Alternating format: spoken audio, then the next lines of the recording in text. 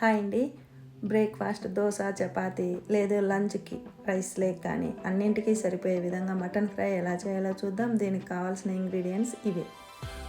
ఒక ప్యాన్ తీసుకొని, ఇది కుక్కర్లో కాకుండా ప్యాన్లో చేస్తున్నాం, చాలా టేస్టీగా ఉంటుంది. 3 స్పూన్ల ఆయిల్ వేసి, హోల్ గరం మసాలా వేసి, ఒక పెద్ద సైజు ఉల్లిగడ్డ, 4 పచ్చిమిర్చి ముక్కలు వేసి, 1/2 స్పూన్ ఉప్పు, 1/2 స్పూన్ పసుపు, 1/2 స్పూన్ అల్లం వెల్లుల్లి, పచ్చివాసన పోయాక కడిగి పెట్టుకున్న 1/2 కిలో మటన్ వేసి 10 నిమిషాలు మగ్గించాలి. తర్వాత ఒక పెద్ద సైజు టమాటా తరుగు, పుదీనా కొత్తిమీర తరుగు వేసి మరొక 5 నిమిషాలు కలుపుతూ మగ్గించుకోవాలి మీడియం ఫ్లేమ్లోని.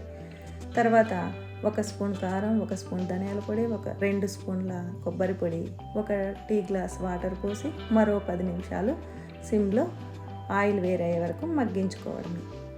సింపుల్ కదా, మీరు కూడా తప్పకుండా ట్రై చేయండి. Thanks for watching. Please like, share and subscribe.